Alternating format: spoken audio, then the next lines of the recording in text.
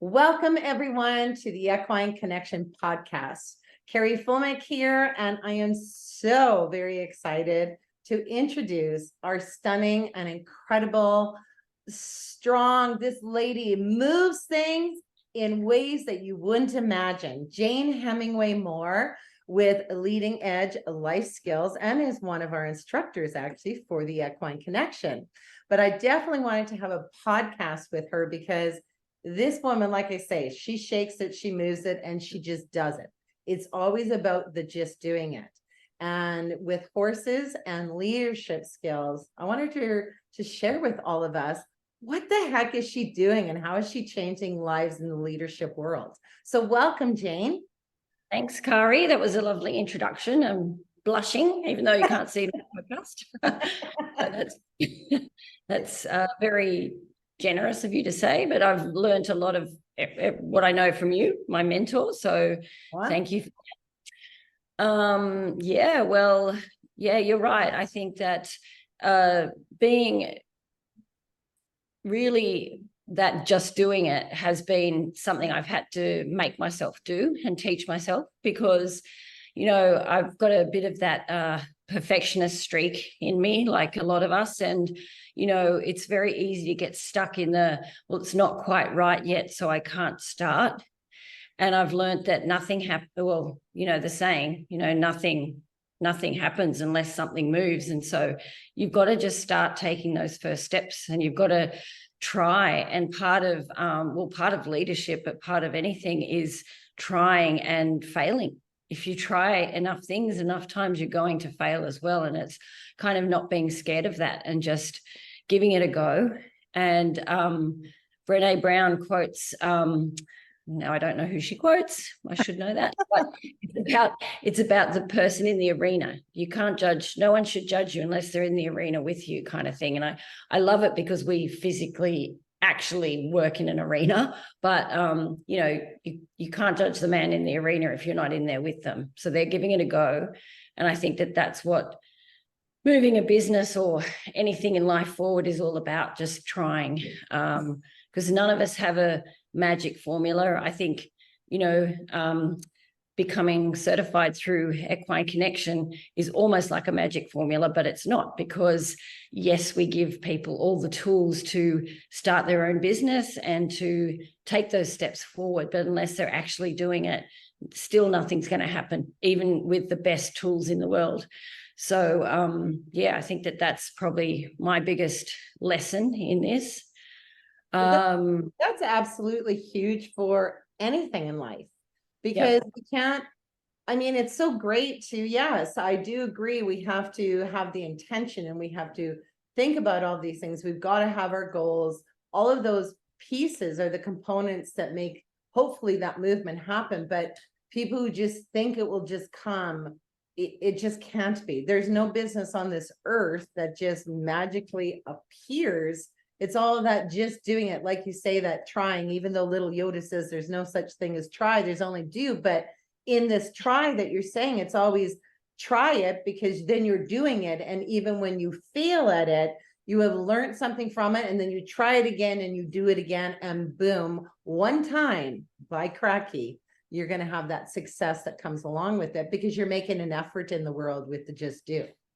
Absolutely. And I think, well, that's key, what you just said too, about with every try and every do, you're learning along the way. And I think it's funny, I was speaking with two clients yesterday, and one had been to a recent workshop that we had, and another one hadn't been really for ages. And I said to the one who hadn't been for ages, "Oh, you'd be surprised if you came along now, just how good we are at this stuff now." And I laughed. And it was funny, even just having dinner with these clients, examples kept coming up of what it meant, like what EAL meant. And I thought it was interesting because one of them said to me, "Oh, well, I came to that particular workshop because I wanted to work on boundaries. I don't find that that's an easy thing for me to do, to set boundaries." And I said, "Yeah, wasn't it interesting that was the piece that you wanted to work on, and your horse, he kept kind of nudging, and I physically nudged her with my hand, and I said, and then, you know, you didn't set any boundaries, so it got more, and you just thought he was being playful and whatever. And then they all laughed, because in the end I'm kind of shoving her, because that's exactly what the horse did. And she laughed and she said, yes, you're right. And she said, but you know what, I think it was a little bit that I'm just so unfamiliar with horses and whatever. And I said to her, well, are there other big scary things in life that you're unfamiliar with and don't want to set boundaries? And she was like, oh my God, you're right. Like, that's the whole thing. The horse is very representative of other areas in your life. And I think that's what I find so powerful about it. But had I not practiced all these years, I couldn't think of those things. People would say to me, I'm a bit scared of horses. And, you know, I say, well, I knew what to say, like the horses, what's that represent for you? How does that come across in other areas in your life? But I know it. I just know it. I feel it now. I know it is true. It's not just I'm saying the lines. I've seen it. I've seen it again and again and again, and how it works and how people carry over these lessons to their lives. And this particular lady is a CEO. So it's not like she's I'm sorry, none of you can see this, but I did something with my hands and we had fireworks galore, just like in Sydney. Like, that was amazing. It was hilarious. Oh dear. I don't know what I did. Double thumbs. Mine doesn't have it. I have to upgrade my Zoom. Not great. I don't know what I do on this machine. I sometimes get balloons. It's really weird. That's hilarious. Oh my God. Yes, it's funny that you said CEO, so it's kind of powerful that all of these whatever fireworks went off, because CEO, that's a huge leadership component that you're helping her with, because she is running and managing a team. And the power behind that, a true leader, is the power of what the company is going to obviously move forward into, because of that leader. So that's huge. Yeah, that's what I think. And that's one reason I got into the leadership sphere, is I think that, well, there are several reasons. One is that my why in the whole thing is really that I want to really be a voice for animals. And I think that, you know, what better way to be a voice is just, often when you say, if you put something out there and you just look like another animal lover kind of thing, and you're advocating for animals, and that's wonderful, and I'm obviously for that. But I feel that if we can influence the leaders, people who are perceived as leaders in society, and they're leading companies and they're leading communities or whatever it might be, and they see the power in animals, and they're going to have a lot more respect for them. So through our beautiful horses, I think that trickles down then, that, wow, you know, I didn't know I could learn so much from an animal kind of thing. And it's humbling. Sorry. It's humbling for them, and it is powerful. And so that's a big part of my why, that I went into this area. Personally, I also love the challenge of it, and I love that helping people become the best versions of themselves. And I just think that even people at the top of their game have things to learn personally. So we say that the essence of what we do is self-awareness, and we're actually just going in a collaboration with a company that is a leadership training company, and they want to work kind of exclusively with us in a way. So we've got to see what that looks like and how that might. Doesn't mean I can't do the trainings and things, Go, by the way. Just they want to do a leadership piece with us and everything. And it's been so interesting speaking with them, because they're coming at it from a really different angle. You know, they asked us, what is the essence of what you do? And we said simultaneously, Alice and I said, without even looking at each other, we both said self-awareness. And we think that the horse is just, oh, there are the fireworks again. It is that. we just believe that the horses are just an amazing gauge for people who are willing to listen, obviously through help with the facilitation of what's happening. Of course. They're just the most amazing gauge, or I often call them a barometer kind of thing of where you're at. Also, an extension of that is then your self-awareness, but then how you come across to others, and therefore then that team dynamic. And of course, as we always say, being a prey animal and a herd animal, they're the two things. It's the prey animal gives you so much awareness because they're aware of things sometimes in you before you're aware of them. You know, it is true. It's true. Yeah, they read it before we're even aware of it. So we must be giving something off, whether it's our body language, whether it's a pheromone or our heart or our blood pressure or something. We give something away. Mm-hmm. And so they really are amazing at that. And that the herding instinct is just incredible in that they want to make sure that the whole group is safe. They want to keep themselves safe and the group safe. So it's those lessons that we can learn from that are amazing. And if we're not a good team player, I'll put it in human terms, if we're not the good team player, then they're going to point that out to us. They're going to respond in a way which we have to change something about our behavior, our intention or something to fit back in with that group and be a part of that herd, that group. And I think that's the true essence of what EAL is all about. And it just comes up in everyday things all the time. I don't know, there's hardly a conversation I have with anyone where I don't want to be the crazy horse lady all the time, but I'm always just thinking the horses would show that. Mm-hmm. I can think of an example where that's happened with the horses. All the time. It's everything.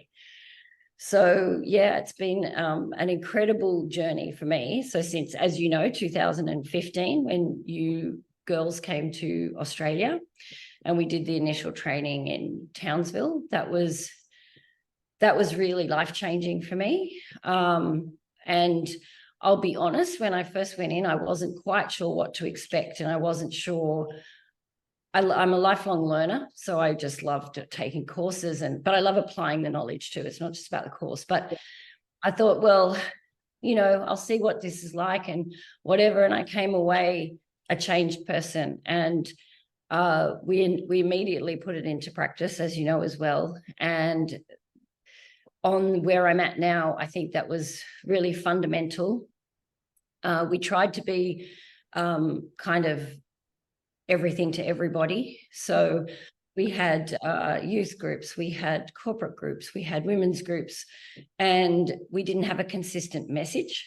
Mm-hmm. So today we also do, we also have some student groups coming, but we've made it that they are student leadership groups. So I'm sure in Canada it's the same as here in Australia. The seniors of a school, they have a leadership cohort. Here they're often called prefects, and they have sports captains and house captains and all that sort of thing. So they're like the senior students, and that we've had some groups of those coming through. But I've always said it's still in the vein of leadership. We're not going to be going down school holiday programs just for kids to have something fun and meaningful to do in their holidays. And I'm not, of course, I'm not knocking anyone who does that, and I've done that in the past as well, but we're just keeping our messaging consistent. And I think that I learned that too through trying to be everything to everybody, and it just doesn't come across. So you'll get your occasional client, but then you're not speaking to them. Mm-hmm. So we know that horses, they respond to the person, be that person a student, a child, a person with maybe, different abilities or whatever. They're not judging us on those things. They're just judging how we make them feel. So we know that that EAL can work for all different demographics, but human beings like to feel spoken to and they like to feel heard. And so if you go to your clients, well, it doesn't matter. You could bring your kids and you've got to speak to the client. So, I learned that also the hard way through losing a couple of pitches to other EAL people, not necessarily other, equine, it wasn't Equine Connection people, but just other EAL people. And I wondered why, when I thought that we were well experienced and qualified and all that in exactly what the client wanted. And that's when I had to really think about what's my messaging, who am I speaking to? And I had to really make a conscious effort to change the website. So our website addresses, executive leadership and team development and things like that. Specifically, we don't talk about, working with children and things like that. We do have the student leadership thing on our website, but it's not one of the main things. And again, the messaging is consistent throughout. And we talk about, we also talk to groups like new graduates and emerging leaders and talent and things like that. So that's all a consistent message. And so we changed the website. The other thing I did was I had a profile on LinkedIn, but I really just had my name there, and I would share a couple of things and from other sources, and I would occasionally write a post. But I made a concerted effort to get all my ideas down on paper. Well, that's old-fashioned, but blogging and write articles and write blogs and things, and really show that I was walking the talk. I wasn't just saying I could do these things. I literally was writing down in great depth and detail all the lessons that we can learn through the work that we do. And the more you do it, the more ideas flow. And I don't know, I've got a draft of a book, but I don't know when I'm going to get around to actually getting it out there. But, that's how much content I've got now. And I had a business coach, Shelley Whitehouse, and my husband's quite a good business coach as well.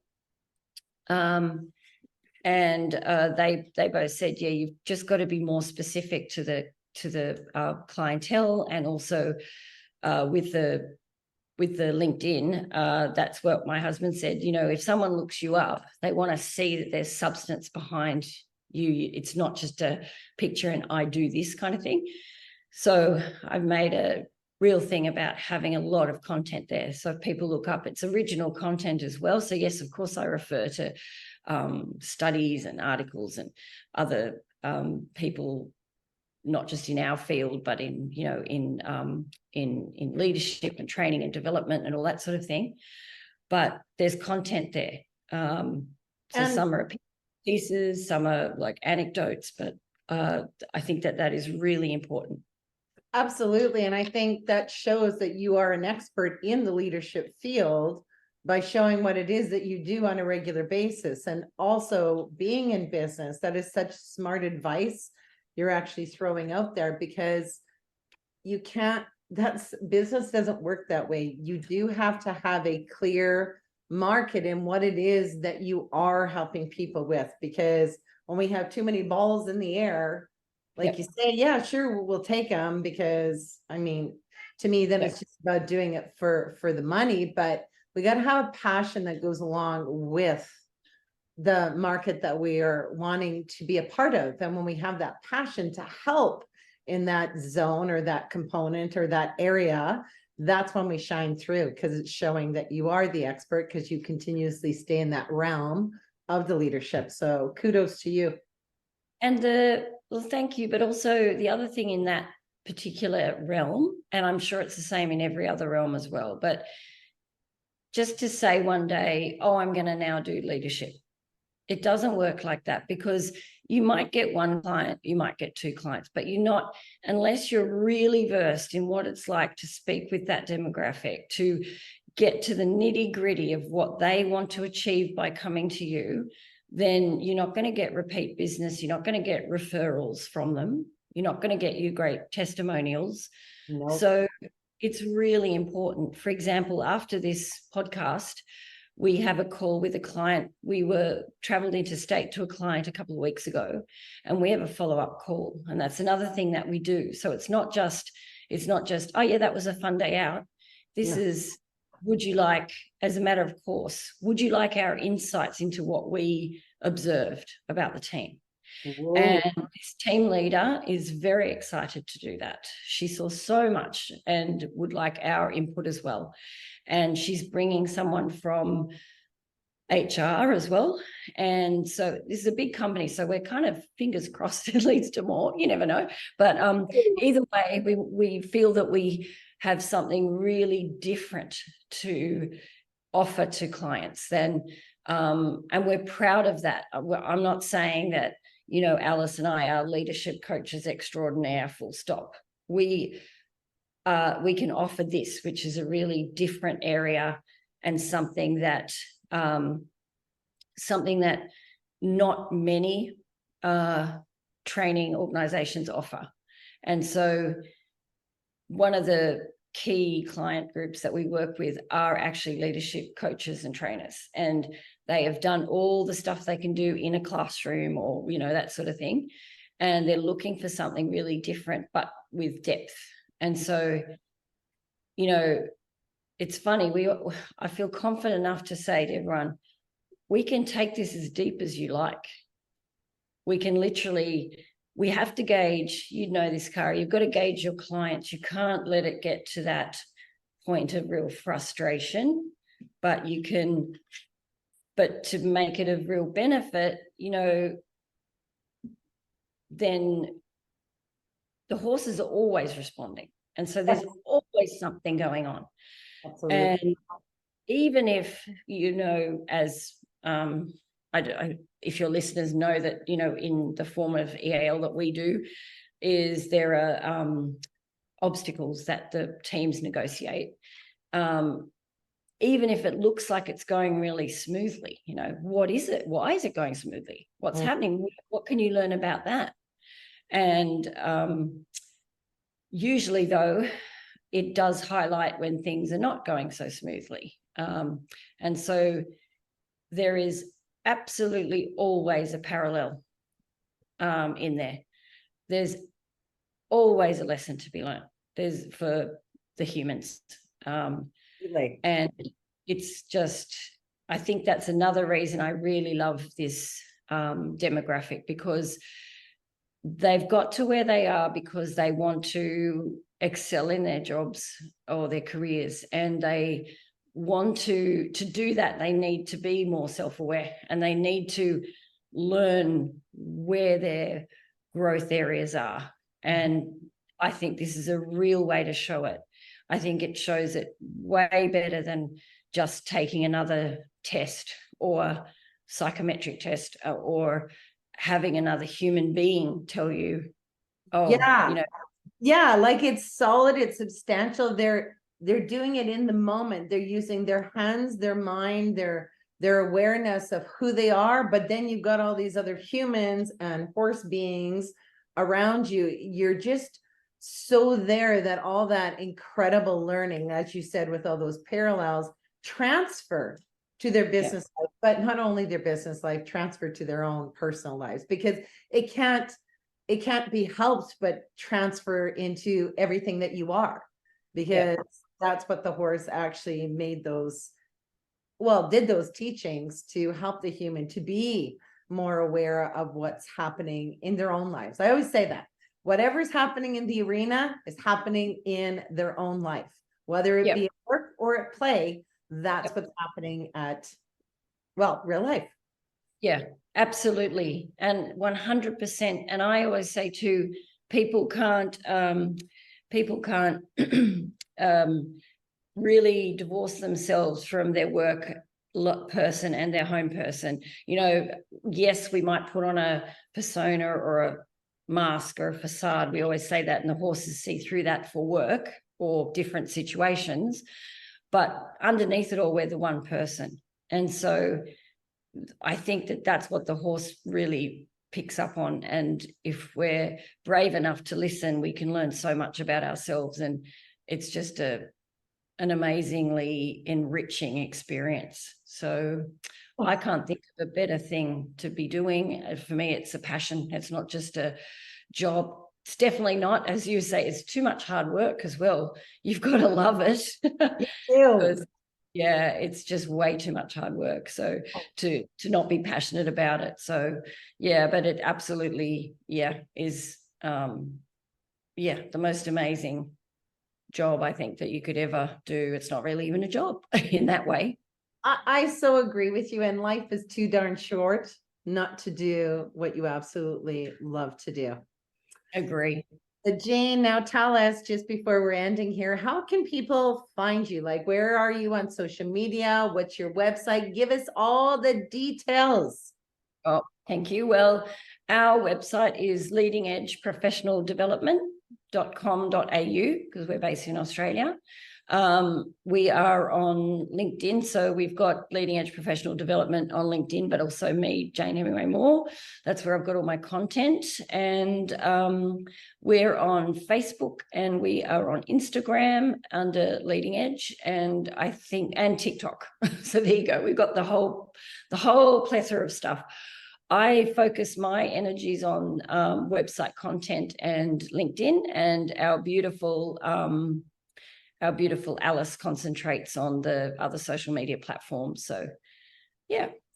Perfect. So don't hesitate. Go look this amazing woman up. She is someone, to me, I always say, don't try to do everything yourself. Look at those who are successful at doing what it is that they do with their passion, and follow and take those advices to be able to move forward. So thank you so very much, Jane Hemingway-Mohr, for joining us today. Thank you, Kari. And as I said in the beginning, you are my mentor, and I have a lot to thank you for this whole thing. I wouldn't be anywhere without you. So thank you. Well, thank you so much. I so love this business. Look at us. Look at us, friends. Well, thank you, Jane. Okay, bye.